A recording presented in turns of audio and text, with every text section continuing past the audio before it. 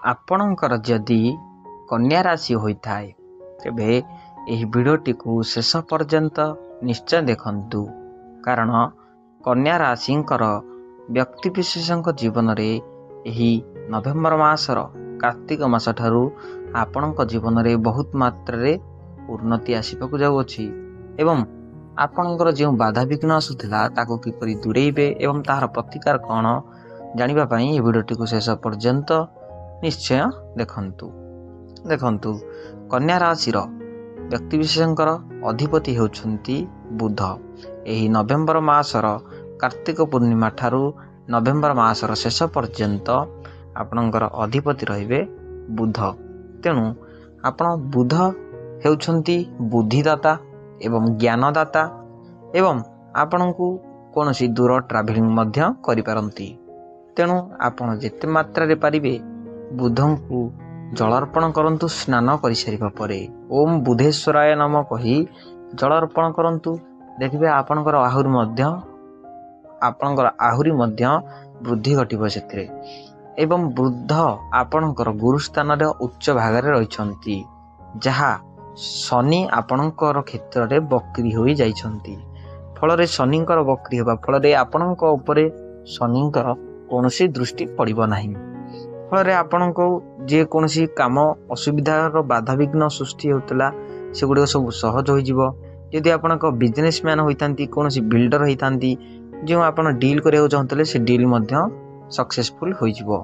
ଆପଣଙ୍କ ପାଇଁ କୌଣସି ଡିଲ୍ ମଧ୍ୟ ସକ୍ସେସଫୁଲ୍ ଯେଉଁ ହେଉନଥିଲା, ବାଧାବିଘ୍ନ ଆସୁଥିଲା, କୌଣସି ବ୍ୟକ୍ତି ଆପଣଙ୍କ କଥାରେ ପସନ୍ଦ କରୁନଥିଲେ, ଆପଣଙ୍କ କଥାଟିକୁ ଅରାଜି କରିଦେଉଥିଲେ, ରାଜି ହେଉନଥିଲେ, ସେଗୁଡ଼ିକର ସମସ୍ୟା ସବୁ ସମାଧାନ ହୋଇଯିବ। ସମସ୍ତେ ଆପଣଙ୍କ କଥାରେ ଏକମତ ହେବେ। ଏହି କାର୍ତ୍ତିକ ପୂର୍ଣ୍ଣିମା ଠାରୁ ଦେବଗୁରୁ ବୃହସ୍ପତି ମଧ୍ୟ ଆପଣଙ୍କର ସପ୍ତମ ଘରେ ରହିଲେ। ଦେବଗୁରୁ ବୃହସ୍ପତି ଆପଣଙ୍କର ସପ୍ତମ ଘରେ ରହିବାରୁ ଆପଣ ଏହି ନଭେମ୍ବର ମାସରେ କୌଣସି ଆର୍ଥିକ ସ୍ଥିତି ଯେଉଁ ସମସ୍ୟା ଗତି କରୁଥିଲେ, ଆପଣ ଆର୍ଥିକ ସମସ୍ୟା ଗତି ଦୂରେଇ ଯିବ ଏବଂ ଆପଣଙ୍କର ଜୀବନରେ ବହୁତ ମାତ୍ରାରେ ଉନ୍ନତି ଘଟିବ। ଆପଣ କୌଣସି ଯାନବାହନ କ୍ରୟ କରିପାରନ୍ତି, କୌଣସି ଦୂର ଯାତ୍ରା ମଧ୍ୟ ଭ୍ରମଣ କରିପାରନ୍ତି ଏବଂ ଆପଣଙ୍କ ଜୀବନରେ ଯେଉଁ ବାଧାବିଘ୍ନ ସବୁ ଆସୁଥିଲା, ଆପଣଙ୍କୁ ବହୁତ ଋଣରେ ରହୁଥିଲେ, ଆପଣଙ୍କୁ ମାନ ସମ୍ମାନ ହାନି ହେଉଥିଲା, ସେଗୁଡ଼ିକ ସବୁ ଦୂରେଇ ହୋଇଯିବ। ଆପଣଙ୍କ ଜୀବନରେ ଏଗୁଡ଼ିକ ସବୁ ନୂତନ ହୋଇ ଉତ୍ପନ୍ନ ହେବ ଏବଂ ଆପଣଙ୍କ ଜୀବନରେ ଏଗୁଡ଼ିକ ସବୁ ସୁଧାର ଆସିବ। ପ୍ରାୟତଃ କନ୍ୟା ରାଶିର ବ୍ୟକ୍ତିବିଶେଷମାନେ ବହୁତ ଋଣରେ ବୁଡ଼ି ରହିଥାନ୍ତି ଏବଂ ତାଙ୍କର ଅଣ୍ଟା ଓ ହାତଠୁ ଧରି ସ୍ୱାସ୍ଥ୍ୟ ଜନିତ ସମସ୍ୟା ଖାସ୍ ରହୁଥାଏ ଏବଂ ବହୁତ ମାତ୍ରାରେ ଓଭର ଥିଙ୍କିଂ ମଧ୍ୟ କରନ୍ତି। ଅତ୍ୟାଧିକ ଭାବିବା, ଅତ୍ୟାଧିକ ଚିନ୍ତା କରିବା, କୌଣସି କଥାକୁ ନେଇ କରନ୍ତି, ସେଗୁଡ଼ିକ ସବୁ ମଧ୍ୟ ଆପଣଙ୍କର ଦୂର ହୋଇଯିବ। ତେଣୁ ଶନି ଆପଣଙ୍କର ବକ୍ରି ଅବସ୍ଥାରେ ଥିବାରୁ ଆପଣ ଯେତେ ମାତ୍ରାରେ ପାରିବେ ଆପଣଙ୍କର କାର୍ଯ୍ୟ ଉପରେ ଧ୍ୟାନ ଦିଅନ୍ତୁ। ଦେଖିବେ ଆପଣଙ୍କର ମଙ୍ଗଳ ହେବ। ଏବଂ ଆପଣଙ୍କର ଯଦି ପାରିବାରିକ କ୍ଷେତ୍ରରେ ଦେଖିବା, ଆପଣଙ୍କର ପାରିବାରିକ କ୍ଷେତ୍ରରେ ଆପଣଙ୍କର ଘରର ବ୍ୟକ୍ତିବିଶେଷ କ୍ଷେତ୍ରରେ ବାଦ ବିବାଦ ଯଥେଷ୍ଟ ମାତ୍ରାରେ ହେବାର ସମ୍ଭାବନା ଅଛି। ଯଦି ଆପଣ କୌଣସି ବ୍ୟକ୍ତି ହୋଇଥାନ୍ତି, ଆପଣଙ୍କ ଘର ଲୋକ ହେଉ କିମ୍ବା ଆପଣଙ୍କର ପତ୍ନୀ ହେଉ କିମ୍ବା ଆପଣଙ୍କ ମା ବାପା ହୁଅନ୍ତୁ, ତାଙ୍କ ସହିତ ବହୁତ ମାତ୍ରାରେ ଝଗଡ଼ା ଲାଗିବାର ସମ୍ଭାବନା ଅଛି ଏବଂ କଳି କଜିଆ ଭାଇ ଭାଇ ମଧ୍ୟରେ ମଧ୍ୟ ସମ୍ଭାବନା ହେବାର ଅଛି। ତେଣୁ ଆପଣ ଏ କଳି କଜିଆରୁ ଦୂରେଇ ରୁହନ୍ତୁ ଏବଂ ଏଥିପ୍ରତି ସାବଧାନ ରୁହନ୍ତୁ। ଆପଣଙ୍କୁ କୌଣସି ଆର୍ଥିକ ସ୍ଥିତି ଯେଉଁ ଦେଇ ଗତି କରୁଥିଲେ, ଆର୍ଥିକ ସ୍ଥିତି ଯେଉଁ ଆପଣ ଦେଇ ଗତି କରୁଥିଲେ, ସେଥିରେ ଆପଣଙ୍କୁ ସୁଧାର ଆସିବ। ଆପଣଙ୍କର କେବଳ କଳି କଜିଆରେ ଜୀବନଟା ବିତିଯିବ। ଏହି ନଭେମ୍ବର ମାସରେ ଅତ୍ୟାଧିକ କଳି ଏବଂ କଜିଆରେ ଆପଣଙ୍କର ଦିନଟା ଲିପ୍ତ ରହିବ। ତେଣୁ ଆପଣ ଯେତେ ମାତ୍ରାରେ ପାରିବେ ହରିନାମ ଜପ କରନ୍ତୁ, ମନକୁ ଶାନ୍ତ ମିଳିବ, ଆତ୍ମାକୁ ମଧ୍ୟ ପୁଣ୍ୟ ମିଳିବ। ଆଉ ଯେତେ ମାତ୍ରାରେ ପାରିବେ ମେଡ଼ିଟେସନ୍ ମଧ୍ୟ କରନ୍ତୁ। ମେଡ଼ିଟେସନ୍ କରିବା ଦ୍ୱାରା ଆପଣ ସବୁ କଥାକୁ ବୁଝି ସୁଝି ମଧ୍ୟ କହିପାରିବେ ଏବଂ ଯେଉଁ କଥାକୁ ଆପଣ ଚିଡ଼ଚିଡ଼ାପଣ ନେଉଥିଲେ, ଆପଣଙ୍କୁ କୌଣସି ବ୍ୟକ୍ତି ଯଦି କୌଣସି କଥା ଉପରେ ଆଲୋଚନା କରୁଛନ୍ତି, ତେବେ ଆପଣ ସେହି କଥାକୁ ନେଇ ବହୁତ ଚିଡ଼ଚିଡ଼ାପଣ ମଧ୍ୟ ହେଉଥିଲେ। ତେଣୁ ସେହି ଚିଡ଼ଚିଡ଼ାପଣରୁ ଦୂରେଇବା ପାଇଁ ଆପଣ ବହୁତ ମାତ୍ରାରେ ମେଡ଼ିଟେସନ୍ କରନ୍ତୁ। ଆପଣ ଆଧ୍ୟାତ୍ମିକ ଭକ୍ତି ପ୍ରତି ପ୍ରେମ କରନ୍ତୁ।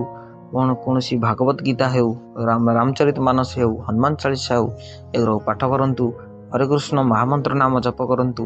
ଦେଖିବେ ଆପଣଙ୍କର ମଙ୍ଗଳ ହେବ। ଆଉ ଗୋଟେ କଥା ମନେ ରଖନ୍ତୁ, ହରେ କୃଷ୍ଣ ମହାମନ୍ତ୍ର ଜପ କରିବା ଦ୍ୱାରା ଆପଣଙ୍କର ନବଗ୍ରହ ସ୍ଥିତି ମଧ୍ୟ ସମ୍ପୂର୍ଣ୍ଣ ଭାବରେ ସ୍ଥିର ହେବେ ଏବଂ ଆପଣଙ୍କର ଯେଉଁ ଚଳନ ଦ୍ୱାରା ଆପଣଙ୍କ ଜୀବନରେ ବହୁତ ବଡ଼ ବଡ଼ ମୋଡ଼ ଆସିଯାଏ, ସେଗୁଡ଼ିକ ମଧ୍ୟ ଆପଣଙ୍କ ଚରିତ୍ରରେ ଏବଂ ଆପଣଙ୍କ ଜୀବନରେ କୌଣସି ମାତ୍ରାରେ ହେବ ନାହିଁ। ତେଣୁ ଆପଣ ଯେତେ ମାତ୍ରାରେ ପାରିବେ ଏହିଗୁଡ଼ାକୁ ମାନିବେ। ଏବଂ ଗୋଟେ କଥା ମନେ ରଖନ୍ତୁ, ପ୍ରତ୍ୟେକ ସୋମବାର ହେଉ କିମ୍ବା ପ୍ରତ୍ୟେକ ଶନିବାର ହେଉ ଆପଣ ଯେମିତି ହେଲେ ଶିବ ମନ୍ଦିର ବା ଯେକୌଣସି ମହାଦେବ ମନ୍ଦିରକୁ ଯାତ୍ରା କରନ୍ତୁ ଏବଂ ସେଠାରେ ଜଳଶାୟୀ ମଧ୍ୟ କରନ୍ତୁ, ବେଲପତ୍ର ମଧ୍ୟ ଚଢ଼ାନ୍ତୁ। ଦେଖିବେ ଆପଣଙ୍କର ବହୁତ ମାତ୍ରାରେ ଆଧ୍ୟାତ୍ମିକ ଭକ୍ତି ବଢ଼ିବ ଏବଂ ଆପଣଙ୍କର ଆତ୍ମା ପ୍ରାଣ ସବୁ ଏକ ହୋଇଯିବ। ଆପଣଙ୍କର ବିଚାର ମଧ୍ୟରେ ସୁଧାର ଆସିବ, ଆପଣଙ୍କ ବିଚାରରେ ବହୁତ ମାତ୍ରାରେ ପରିବର୍ତ୍ତନ ଆସିବ। ଯଦି କୌଣସି ବ୍ୟକ୍ତିକୁ ବି ଆପଣ କହିବେ ଆପଣଙ୍କ କଥାରେ ସେ ଉଠ ବସ ହେବାକୁ ମଧ୍ୟ ବାଧ୍ୟ ହୋଇଯିବ। ତେଣୁ ଆପଣଙ୍କ ଆପଣଙ୍କର ବାର୍ତ୍ତାରେ ଏତିକି ପାୱାର ଥିବା ଦରକାର। ତେଣୁ ଆପଣ କନ୍ୟା ରାଶିର ବ୍ୟକ୍ତି ବିଶେଷ ହୋଇଥାନ୍ତି। ବହୁତ କନ୍ୟା ମାନେ ବହୁତ ନାରୀମାନଙ୍କୁ ସମ୍ମାନ ମଧ୍ୟ କରିଥାନ୍ତି ଏବଂ ବହୁତ କନ୍ୟା ଜାତର ବ୍ୟକ୍ତି ବିଶେଷ ଅଛନ୍ତି ମଧ୍ୟ ଯାହା ନାରୀମାନଙ୍କୁ ଦେଖିବା ମାତ୍ରେ ତାଙ୍କ ପଟୁ ଢଳେଇ ଯାଆନ୍ତି। ତେଣୁ ଏଥିପ୍ରତି ଟିକେ ଧ୍ୟାନ ଦିଅନ୍ତୁ। ଆପଣଙ୍କର ଇନ୍ଦ୍ରିୟ ଉପରେ ମଧ୍ୟ ଟିକେ ଧ୍ୟାନ ଦିଅନ୍ତୁ। 5ଟା ଇନ୍ଦ୍ରିୟ ଉପରେ ଆପଣଙ୍କର ଧ୍ୟାନ ଦେଇଦେଲେ ଆପଣଙ୍କର ଆତ୍ମା ପ୍ରାଣ ମଧ୍ୟ ଏକ ହୋଇଯିବ। ନଚେତ ଆପଣଙ୍କ ଜୀବନଟି ଏହି ନଭେମ୍ବର ମାସର କାର୍ତ୍ତିକ ପୂର୍ଣ୍ଣିମା ଠାରୁ ବହୁତ ମାତ୍ରାରେ ଭଲ ଯିବ ଏବଂ ଆପଣଙ୍କ ଜୀବନରେ ବହୁତ ମାତ୍ରାରେ ସୁଧାର ଆସିବ।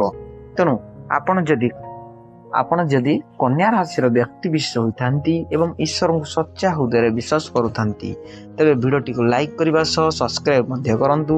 କମେଣ୍ଟରେ ଜୟ ଜଗନ୍ନାଥ ଜୟ ଶନିଦେବ ମଧ୍ୟ ଲେଖନ୍ତୁ। ଏବଂ ଆଉ ଗୋଟେ କଥା ମନେ ରଖନ୍ତୁ, ଯାହା କଲେ ଆପଣ କାହାକୁ ମଧ୍ୟ ପ୍ରକାଶ କରିବେ ନାହିଁ। ଏହି କଥା ଆପଣଙ୍କ ଭିତରେ ଗୁପ୍ତ ରହିବା ଦରକାର ଏବଂ ଆପଣଙ୍କ ଗୁପ୍ତରେ ଏହି କାର୍ଯ୍ୟ ଗୁଡ଼ିକ କରିବା ଦରକାର। ଯେମିତି ଆପଣ ପ୍ରତ୍ୟେକ ସୋମବାର ଏବଂ ଶନିବାର ମହାଦେବ ମନ୍ଦିରକୁ ଯାତ୍ରା କଲେ କାହାକୁ କିଛି କହିବାର ନାହିଁ। ଆପଣ ଆପଣଙ୍କର ସ୍ନାନ କରିସାରିବା ପରେ ଆପଣ ମହାଦେବ ମନ୍ଦିରକୁ ମଧ୍ୟ ଯାତ୍ରା କରିପାରିବେ। ଆପଣ ଭଗବତ ଗୀତା ପଢ଼ିଲେ କିମ୍ବା ହରେକୃଷ୍ଣ ମହାମନ୍ତ୍ର ଜପ କରିଲେ ଆପଣଙ୍କ ଭିତରେ ସେ ଅନ୍ତରେ ରହିବା ଦରକାର, କାହାକୁ ପ୍ରକାଶ କରିବାର ଆବଶ୍ୟକ ନାହିଁ। ଏବଂ ଆପଣଙ୍କ ଇନ୍ଦ୍ରିୟକୁ ମଧ୍ୟ କଣ୍ଟ୍ରୋଲ କରନ୍ତୁ। ଆପଣଙ୍କ ଇନ୍ଦ୍ରିୟକୁ କଣ୍ଟ୍ରୋଲ କରିବା ପାଇଁ ମଧ୍ୟ ଯୋଗ ଅଛି।